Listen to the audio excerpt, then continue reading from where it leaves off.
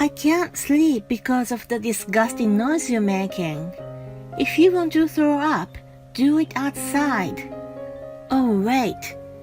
My mother-in-law roughly pulled my arm and dragged me down the hallway. Then she pushed me out of the front door with all her might. I knew that no matter what happened to me, I had to protect my baby in my belly. I rushed to put my hands on the ground before I fell on my stomach. It was still snowing outside and freezing to the point my ears hurt right away.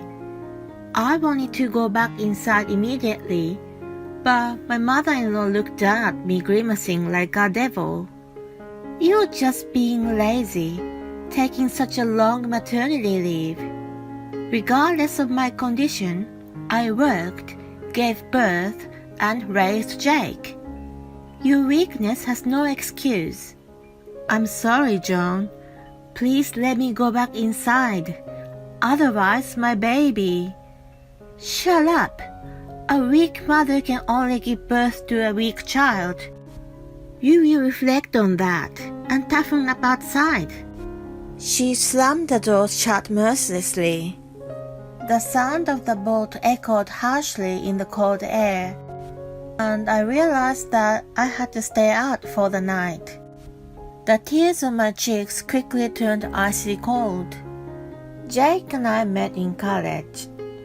Although we were in different majors, we hit it off at the photography club we joined.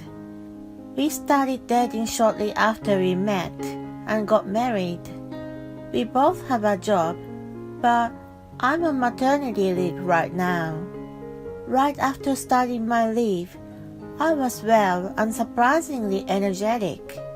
I thought I was able to study for a certification, but I was naive.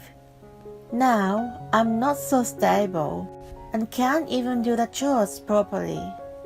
I was working hard at a full-time job before, so I'm sometimes disappointed in myself for being weak. Jake's been my #1 supporter ever since my condition changed. He's been coming home on time almost every day. When I'm feeling down, he tells me, "Carrying a child is a hard work, so don't be hard on yourself. You just need to focus on having a healthy baby." He always encourages me. I've heard that some women are disappointed in their husband after they get pregnant. I'm the complete opposite, and I'm really happy to have married him. Then one day, "Sorry, I have to go on an overnight business trip. It's something I can't refuse. Don't worry about it. I can manage for 2 days." To be honest, I'm worried. My condition's been up and down so much recently that I haven't been able to sleep well, even late at night. I've been able to manage my life somehow thanks to Jake's support. Even if I wanted to go back to my parents, I would have to fly to get there. It would be impractical to pay a lot of money for a flight for such a short stay. Jake seems to sense my uneasiness and gently puts my head into his chest. "So I'm thinking, why don't you go and stay with my parents?" "Your parents?" "Their place isn't that far from here, and I'll feel safer if you're with them." I can't say yes to his suggestion right away because I'm not very fond of John, my mother-in-law. It was the first time I went to meet them upon our engagement. My first impression of my father-in-law was serious, and John was chatty. At one point, I went to the restroom. When I came out of the stall, she was just coming in. I smiled at her, and she rolled her eyes in return. As I was stunned, not knowing what had happened, she sighed in annoyance.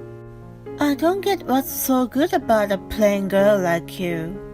He doesn't have an eye for women." I remember only a little of what happened after that. When I realized it, it was all over. and I was back home with Jake. I couldn't talk to him about it and have kept it inside of me. She must have said it because she thought that I was taking her only son away from her. After that, whenever we've been alone, she continues to make sarcastic remarks to me. No other harm has been done so far, and both my father-in-law and Jake are always amazing to me. I've been telling myself to just put up with it, but I'm worried what would happen if we stayed under the same roof. When I remain silent, Jake looks into my face. Don't worry about my parents. We are family now, and it's only for 2 days. I'll try to finish my work quickly and come back as soon as I can. I take a deep breath, knowing that refusal was not an option. Yeah, okay, I'll stay with them. I'll drive you there the day after tomorrow. He walks into the kitchen to wash the dishes. Although anxious, I think about my baby and tell myself it's better than being alone. The day of Jake's business trip has arrived, and he drives me to his parents in the morning. It's about an hour's drive from our house. They live close to the mountains, and there's still a lot of snow on the ground.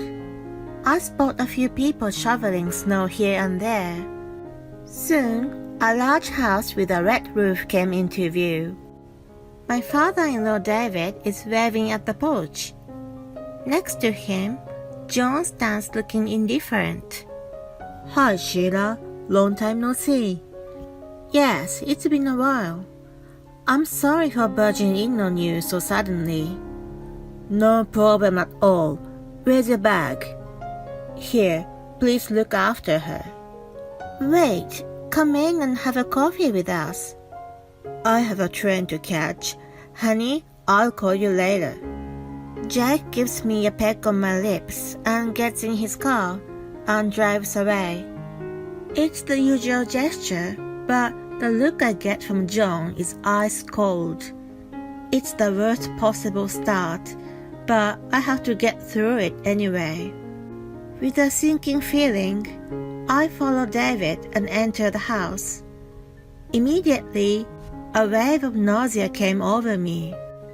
I feel so sick that my head starts spinning. However, John's spiteful look and piercing eyes feel more painful to me. I should at least help her with some housework to put her in a better mood. John, can I help you with cleaning the house? Showing no appreciation, she hands me, or more like throws the vacuum cleaner to me. I start right away, but it's not going well. It sucks up the rug, doesn't go all the way to the corner, and to top it all off, it hits the shelf. A picture frame on the shelf falls to the floor. It's a picture of John and Jake. When she notices this, she raises her eyebrows. Ah, you're so clumsy. Can't you even vacuum properly? I'm sorry. Stop it, John. She's pregnant. Whatever. I was able to do things when I was like her. Seeing her storm out of the room, David scratches his head. I'm sorry, Sheila. I'll talk to her later. Anyway, you should take a break. I've made your room. Thank you. He shows me to the guest room on the first floor. The bed is nicely made with a thick and fluffy cover on top, and there are many pillows. He must have prepared the room for me on the first floor out of concern of my condition. I thank him, who tells me he's going to shovel the snow, and gratefully crawl under the covers. As I doze off in the warmth, the door cracks open a little without a noise. I see a pair of glaring eyes peering through it. It's John. Slacker. Being lazy just because you're pregnant. Excuse me? It's much harder after the baby is born. You haven't even gone through the labor and are already acting like it's too much to handle. Her condescending tone is getting on my nerves. I manage to get myself up and walk toward her. I can do housework too. Without saying a word, she hands me a piece of cloth. Then she points to the hallway. She wants me to clean the floor. I know that doing such a thing with my current body will be quite a burden, but I have no choice. At first, I manage it with a bit of enthusiasm and desperation, but then it starts to get harder and harder. I slip and almost fall flat on my stomach, but I hold myself back with my hands. I really don't want to cause any stress to the baby. In the meantime, the nausea returns, and I rush to the bathroom. As I curl up holding the toilet bowl, I hear John's voice. "You useless! I'd rather you sleep than make a mess in my house."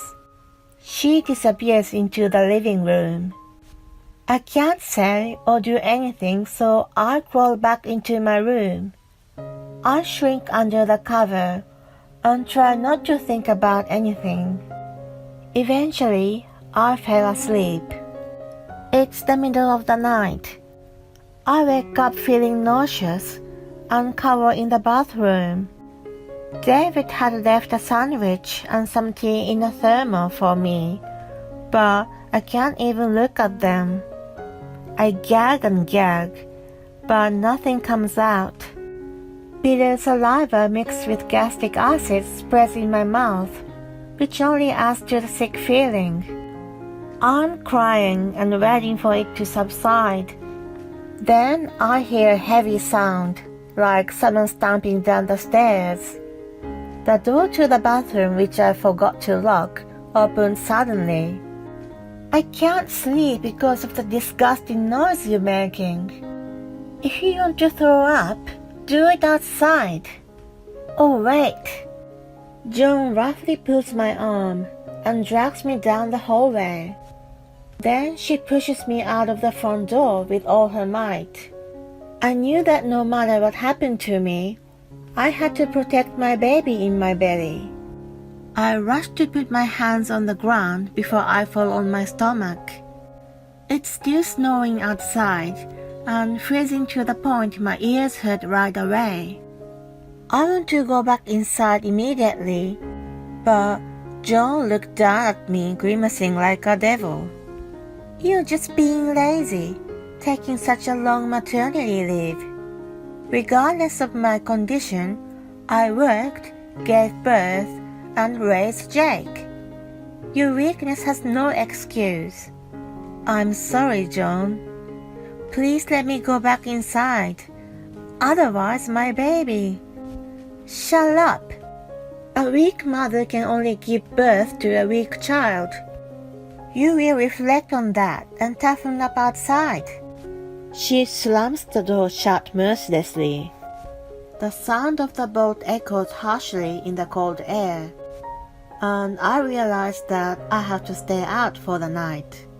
The tears on my cheeks quickly turn icy cold.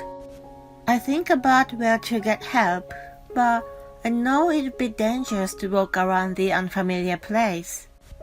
It's pitch dark without many lights too. I sit down on the porch for now. I've been vomiting so much that I barely have energy left. I look around for something and see a storage shed in the corner of the yard. I manage to walk over to it and open the creaking door. Although it's cluttered inside, there's still enough space for me. As I sit, hugging my knees, my tears start rolling down again. I'm sheltered from the wind, but wonder if I would make it through the night. Even if I endure it, what would happen to our baby? As I sob, shivering in the cold, I hear the faint sound of a car in the distance. It's coming closer and closer and stops in front of the house. Thinking it might be Jake, I shout frantically, "Jake? Honey, help!" "Sheila?" Immediately the door opens and I see the stunned Jake. He immediately takes off his jacket and puts it over me. "What are you doing here?" "Sheila, Jake." I look up and see David running toward us in a panic. He's holding a flashlight in his hand. They take me inside the house and cover me with a thick blanket. David quickly prepares hot tea for me. My body is finally getting relaxed, but I can't stop thinking of John's face. Where's John? "Don't worry about her." "I'm sorry, It's okay." Jake hugs my shoulder tightly. Lethargy suddenly takes over me, knowing that I'm safe, and I faint. I'm awoken by the sunlight. I'm in a daze for a minute. Then the events of the night before gradually come back to me. Jake must have carried me after I passed out. I'm lying in bed. I open the guest room door with an uneasy feeling, wondering what happened after that. The first thing that jumps into my eyes is the sight of John sitting upright on the sofa. "Good morning." "Oh, did you sleep well?" "Yes, I did." Jake immediately comes next to me and gently hugs my shoulder. I sit down on the reclining chair as he urges me to do. John looks agitated. I scolded Mom. "I'm sorry, honey." "I want to apologize to you too. I'm really sorry." "It's okay now, but what about your business trip?" I explained the situation to my boss and asked him to make it a one-day trip. He had noticed my reluctance and had told David to call him immediately if anything happened. David had been somehow aware of John's attitude toward me and was watching us closely since I arrived. Seeing that John was trying to get me to do housework, he contacted Jake. When he received the call, he quickly made arrangements to leave on the same day. When David was awakened by a noise in the middle of the night, he came to check on me and found the guest room empty. He asked John, who was asleep, what had happened, and she casually told him that I had gone out for a walk. He went outside in a panic to look for me. "I'm really sorry, honey. If I had been more careful." "You're overreacting." "You still talk like that?" "What is the problem?" "Stop it, Mom. If you don't show remorse, I'll go to the police." "That's right. What you've done is a crime. I can't live with such a person anymore. Do you understand what I mean?" As they scold her, John starts apologizing in tears. It must be painful to be blamed by her beloved husband and only son. I keep quiet as I rub my stomach. A few months later, we are visiting my in-laws with our newborn daughter. David welcomes us with all smiles, and John stares awkwardly at us. In the end, they decided to remain together. She's given an ultimatum that if she causes another trouble for me or others in the future, he will divorce her without a question. He also told her that he will not support her financially. Jake told me with an indescribable expression on his face. Dad's also troubled about it. He says maybe the way he's been to her influenced her to take it out on you. He was a workaholic and didn't help out much with raising me. I see. But that doesn't mean she should have done that to you. I was also thoughtless. I thought that since we are now a family, everything will be fine. I'm really sorry. He looked like he was about to cry, but it was not his fault at all. He made that decision because he cared about me and trusted his parents. Besides, both David and he were sorry for what happened and sincerely apologized to me. I had no reason whatsoever to blame them.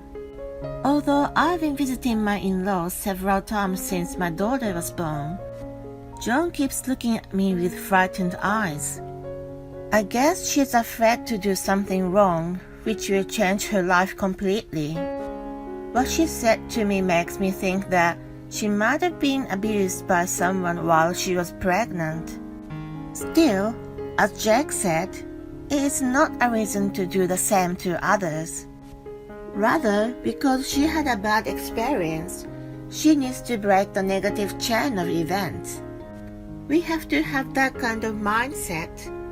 Although it was a really difficult event, I've learned a lot as a person and as a parent. I stand up to show Joan, my daughter, who's happily smiling.